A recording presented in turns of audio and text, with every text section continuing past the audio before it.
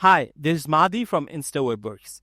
In this video, I'm going to show you how you can process multiple data in bulk. So let's go to the accounts module.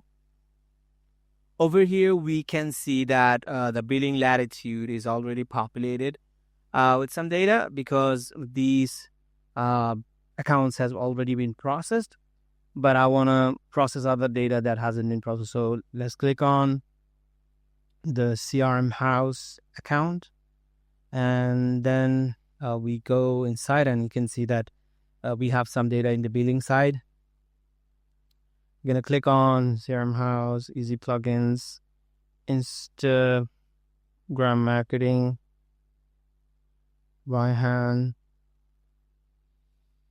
and a couple of other data, and click on bulk process address. Okay, the status is no data. I click on all of them and process. Status is completed. Now you can see all of them have data. If you go inside the record, click on the address toolkit. You can see the data is already populated. And this is how you can